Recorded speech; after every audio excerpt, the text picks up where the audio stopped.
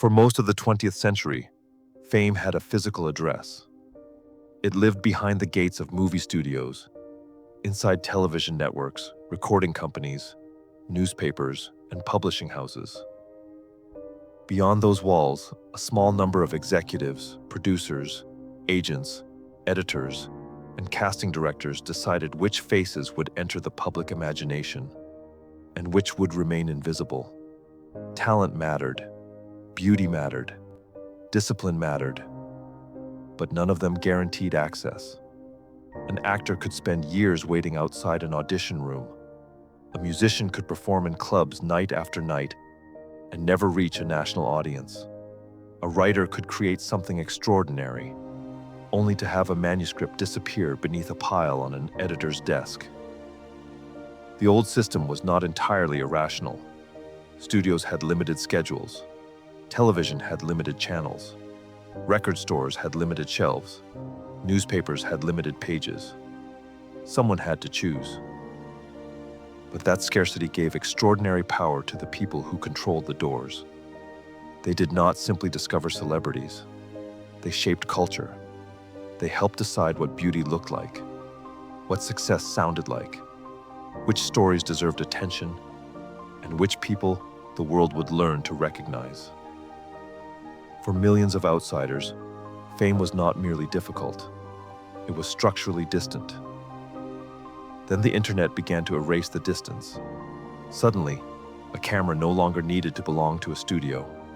A broadcast tower was no longer required to reach an audience. A teenager in a bedroom, a comedian in a small town, a teacher at a kitchen table, or a musician recording in a garage could publish directly to the world. YouTube transformed video into something anyone could distribute. Instagram turned personal images into public identity. TikTok compressed discovery into seconds and placed unknown creators beside global celebrities on the same screen. The promise was revolutionary. No auditions, no studio pass, no executive approval. The audience would decide. And in many ways, that promise became real. People who would never have survived the old selection process built communities of millions. Independent creators developed shows without television networks, launched products without traditional retailers, and influenced global conversations without owning a newspaper or a production company. The gates appeared to collapse. But the internet did not eliminate selection. It changed its architecture. The number of people who could publish became almost unlimited. The amount of human attention did not. Every minute, more videos, photographs, songs, opinions, tutorials, jokes, and advertisements entered the digital world than any person could possibly consume. The old scarcity of broadcast space was replaced by a new scarcity, the time inside the human mind. Platforms now faced a problem no studio executive had ever confronted at this scale. From an ocean of content, what should appear first? The answer was not a larger team of human editors. It was prediction. Systems began measuring what people clicked, watched, repeated, ignored, shared, searched for, and abandoned. They learned to estimate which piece of content was most likely to hold each person's attention for another moment. The old gatekeeper had a face. The new one had a prediction model. And although the new gatekeeper could open the door for almost anyone, it could also close that door without a meeting, a rejection letter, or an explanation. The gates had not disappeared.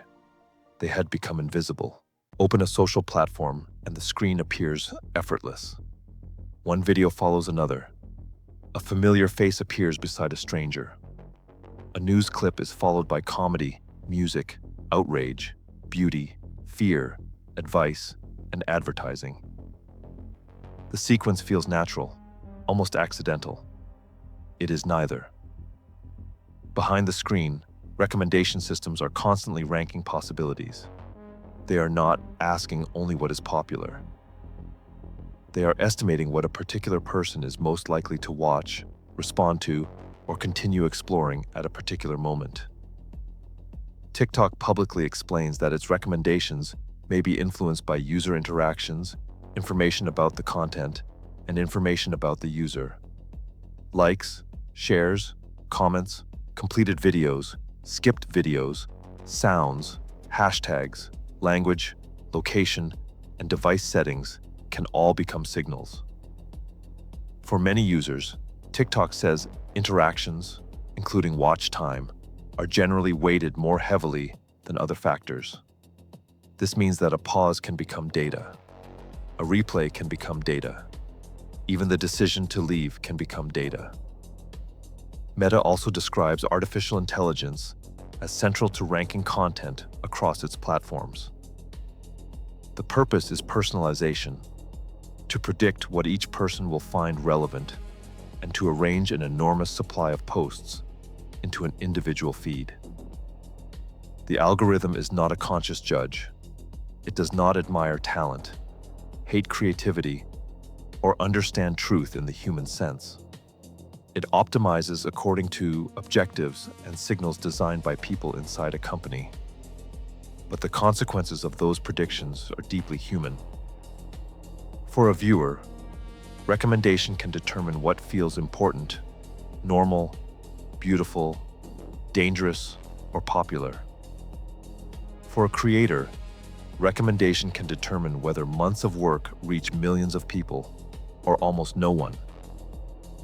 This has changed the act of creation itself. The modern creator does not present work only to an audience. The creator must first pass through a machine that estimates how the audience will react. The opening seconds become crucial. Titles are tested. Thumbnails are redesigned. Sentences are shortened. Music arrives sooner. Silence becomes risky. Every frame competes against the possibility that a finger will move upward and make the entire production disappear. Creators study retention graphs the way television executives once studied ratings. They analyze where viewers stopped watching, which images produced clicks, which subjects generated comments, and what time an audience was most active. In this system, attention becomes both the reward and the instruction manual.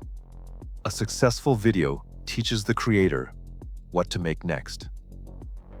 A failed video teaches the creator what the platform may not distribute. Over time, this feedback can influence not only presentation, but identity. The person behind the account begins to ask, which version of me does the system prefer? The loud version? The angry version? The vulnerable version? The beautiful version? The version that can explain an idea in 15 seconds? This does not mean every successful creator is artificial. Many build trust precisely because their work feels more personal and honest than traditional media. But authenticity now operates inside an environment of measurement. The audience still chooses. Yet the audience rarely chooses from everything that exists. It chooses from what the platform has already selected to display. That distinction is the center of the new power. Recommendation systems can discover an unknown voice and deliver it to the exact people who need to hear it. They can connect isolated communities, translate culture across borders, and give new work a path that never existed under the old studio system. But prediction can also reinforce momentum. Content that performs well receives more exposure. More exposure creates more opportunities for interaction. More interaction provides stronger evidence that the content should be shown again. Success can begin to compound. The same loop that discovers a creator can gradually separate that creator from everyone still waiting below. The algorithm was built to distribute attention. Attention creates influence, and influence at sufficient scale creates wealth. The first generation of internet creators was often treated as a curiosity. They filmed from bedrooms, edited on inexpensive computers, and spoke in a language traditional media did not understand. Their productions looked smaller than television, their audiences looked fragmented, and their careers appeared temporary. Then the bedrooms became studios. The studios became companies. Today, a successful creator may employ editors, researchers, producers, designers, accountants, lawyers, sales teams, and specialists in audience strategy. One personality on a screen can stand at the center of an organization that resembles a modern media network. The difference is that the network may begin with a single account. By September 2025, YouTube said it had paid more than $100 billion to creators, artists, and media companies during the previous 4 years. In 2026, the company said its partner program included more than 3 million creators. The scale extends beyond direct payments. According to YouTube's 2025 United States Impact Report, supported by research from Oxford Economics, the platform's creative ecosystem contributed more than $60 billion to the American economy in 2025 and supported more than 540,000 full-time equivalent jobs. Facebook reported another major expansion. Meta said its monetization programs paid creators nearly $3 billion in 2025, its highest annual total at the time. These numbers describe more than entertainment. They describe an industrial transformation. The modern creator economy includes advertising, subscriptions, licensing, live events, education, merchandise, software, books, consulting, and direct relationships with brands. A channel may begin with videos and expand into food, clothing, games, finance, philanthropy, or political influence. The creator is no longer merely the performer. The creator can become the studio, the distribution system, the advertising inventory, and the brand at the same time. Traditional celebrities borrowed power from institutions. Their visibility depended on films, networks, magazines, or record labels that controlled access to the public. The new digital elite often owns the relationship with its audience more directly.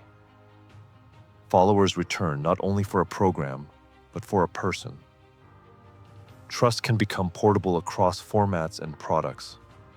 A creator can leave one project and carry millions of people into the next. Brands understand this power. They once searched for the right television program, magazine, or celebrity endorsement. Now they search for creators whose communities believe them. YouTube said in 2026 that advertisers could use artificial intelligence to search across more than 3 million creators in its partner program, matching campaigns to audiences with increasing precision. This new elite is cultural as well as financial. Creators influence the words people use, the products they buy, the destinations they visit, the causes they support, and the subjects they consider urgent. They can transform an obscure song into a global trend, revive a forgotten historical event, or force a corporation to answer a question traditional media ignored. YouTube reported in 2026 that every American state had at least 10 channels, receiving more than 1 million monthly views. A global stage no longer requires residence in Los Angeles or New York. A creator can build an audience from a farm, a suburb, a small apartment, or another continent entirely. That is a real democratization of opportunity. It should not be dismissed simply because it happened through entertainment platforms. The new system has allowed people without inherited access to build careers, hire teams, and speak to the world. It has made cultural production more diverse, more immediate, and more responsive to audiences. But opportunity is not the same as equality. The public sees the winners because visibility is what made them winners. The millions of channels that never reach stability remain harder to see. For every creator who turns attention into a company, countless others produce work for years without dependable income. Some achieve one viral moment but cannot repeat it. Some build an audience and then watch their reach decline after a change they do not understand. The creator economy can look enormous from the top and fragile from the middle. It generates fortunes, but it does not distribute them evenly. The internet opened the door to everyone. The algorithm still helps decide who remains in the room. Every new elite creates a powerful illusion. Because its winners are visible, success begins to appear common. A viewer sees the creator with the studio, the team, the sponsorships, and the global audience. What remains hidden is the enormous population competing for the same attention without predictable income. In January 2026, Creator IQ released a report examining creator compensation during 2025.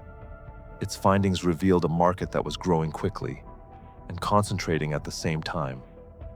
The top 10% of creators in the payments analyzed received 62% of the total.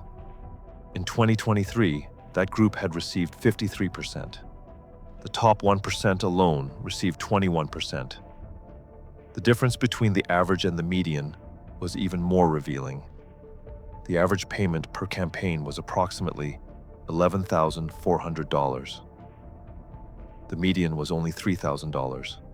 An average can be pulled upward by a small number of very large payments. The median shows the point at which half received more and half received less. In other words, the headline number described a market many ordinary participants were not actually experiencing. Creator IQ also found that 62% of creators worked with some form of operational support, such as teams, outsourced services. They were functioning like businesses, but their income often remained episodic. Creators identified algorithm volatility, inconsistent brand deals, and the undervaluation of content as major barriers. This creates a missing middle. At the top are creators with enough attention to hire teams, test ideas, survive failed projects, negotiate stronger contracts, and produce at a scale that generates even more attention. At the bottom are millions still experimenting, publishing, and hoping to be discovered. Between them is a group large enough to appear successful, but not always secure. Creators with audiences, expenses, obligations, and no guarantee that next month will resemble this one.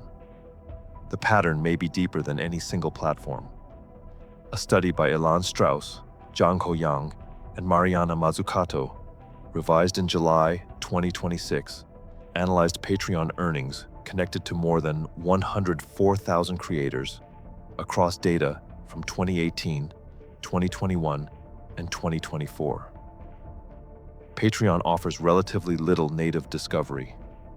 People usually find a creator somewhere else, on YouTube, Instagram, Twitch, Facebook, or another platform, and then choose to provide financial support. That allowed the researchers to use Patreon earnings as a partial proxy for the attention creators captured elsewhere. They found highly concentrated, heavy-tailed earnings distributions consistent with a rich get richer dynamic. In simplified terms, advantage did not merely accumulate, it compounded.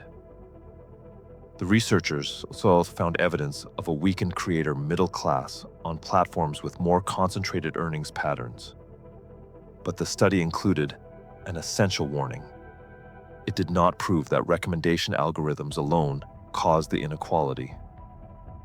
Patreon income represents only one part of a creator's earnings. Different audiences may be more willing to pay. Creators may choose different platforms for different reasons. Conversion rates, community relationships, content categories, and the ability to turn attention into subscriptions can all affect the outcome. The researchers described algorithmic attention as a plausible mechanism, not an isolated or definitively proven cause. That distinction matters. The algorithm is not secretly assigning a permanent social class to every creator. Platforms change, audiences move, new voices break through every day. Quality, timing, persistence, Language, subject, luck, and community all matter. Yet the structure of recommendation can still amplify advantage. A creator with an existing audience produces immediate signals. Early views arrive faster. Comments appear sooner.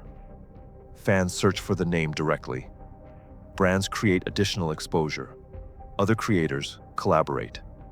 Each advantage increases the probability of the next advantage. Meanwhile, an unknown creator may need the content to perform before the platform has enough evidence to distribute it widely. This is not necessarily a conspiracy. It can emerge from a system designed to predict engagement efficiently. But efficiency has distributional consequences.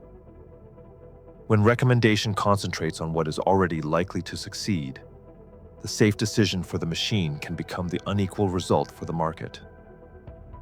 The psychological cost is also real. Creators often experience numbers not as abstract analytics, but as judgments. A declining graph can feel like public rejection. A failed upload can threaten income. A change in recommendation can alter a business before the creator understands what happened. The pressure encourages constant production. Rest becomes dangerous because absence produces no data, no engagement, and no momentum. The dream remains possible. That is what makes the system powerful. An unknown person can still publish something tonight and wake up tomorrow inside a global conversation. But a lottery can be open to everyone while still rewarding very few. The deepest question is not whether success exists.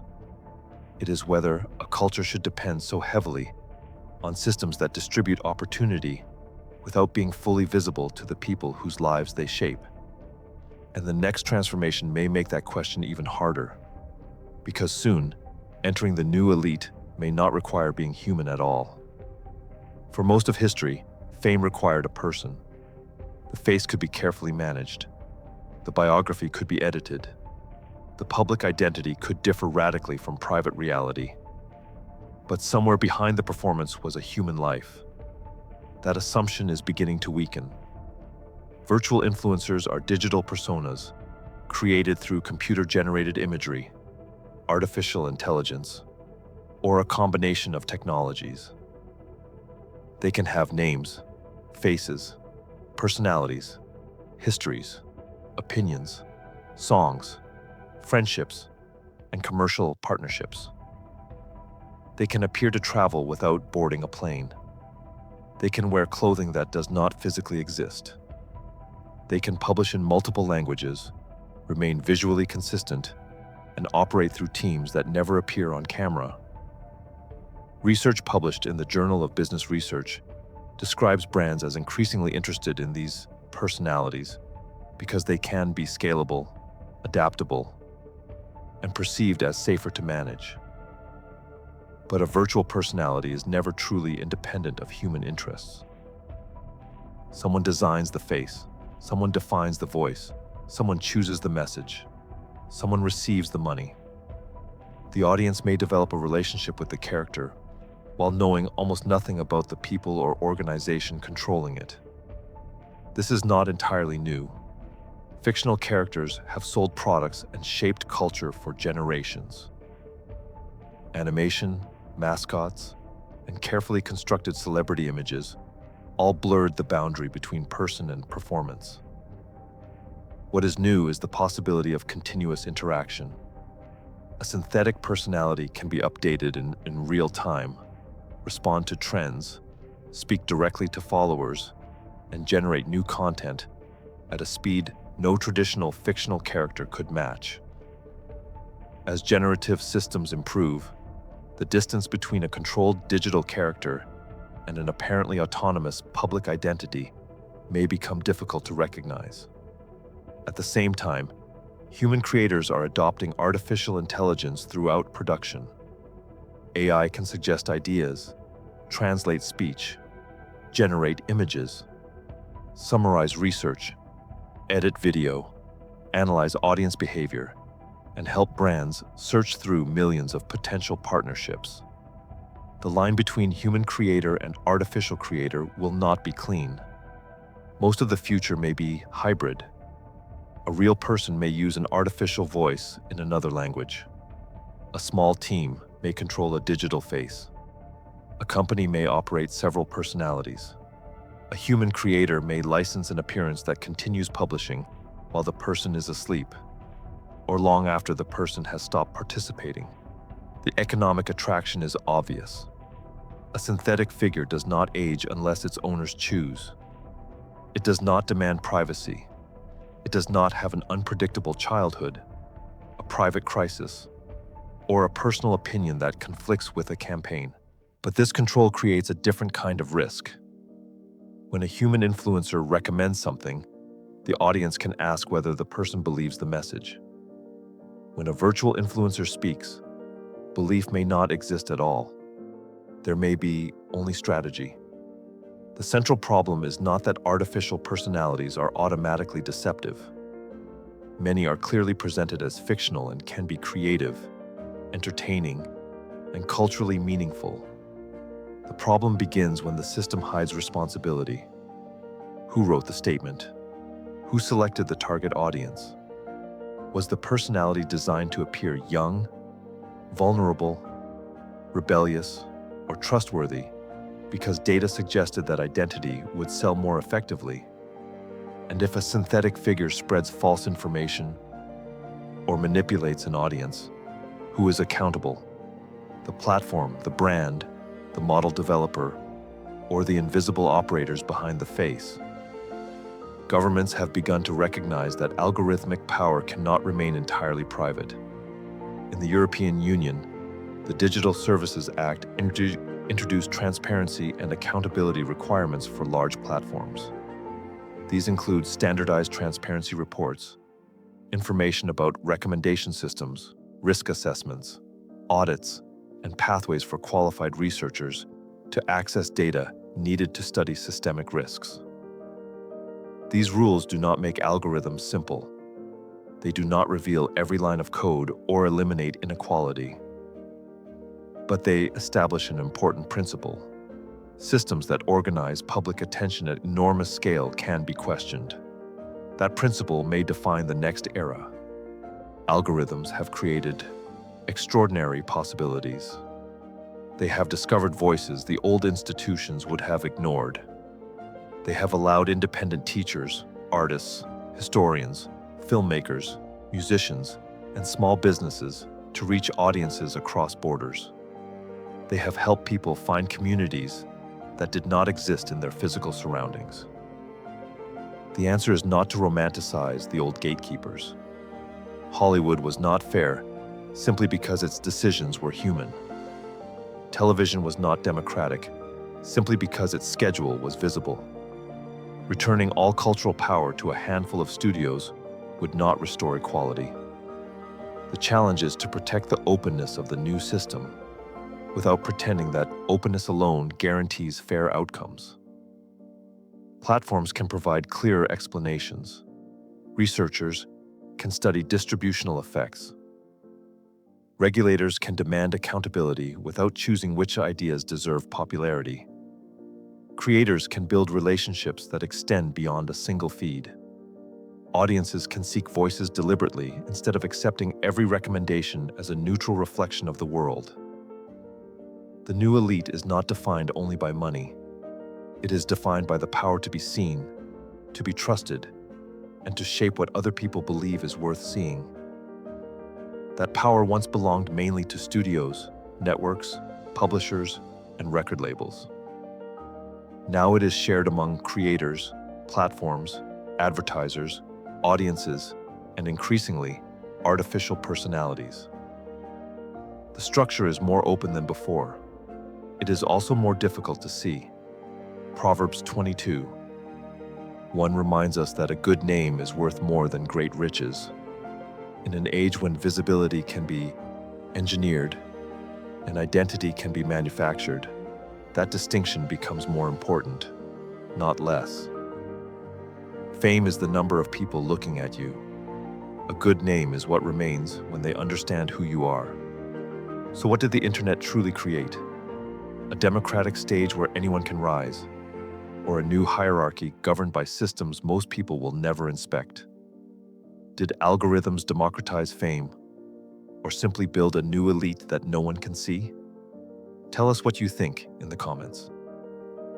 If this documentary changed the way you see the feed in front of you, share it with someone who should join this conversation. Subscribe to Mysteries That Echo for more cinematic documentaries about technology, history, power, and the forces quietly reshaping our world. In our next documentary, The AI Era. Because algorithms are no longer only deciding what humanity sees, they are beginning to participate in what humanity creates.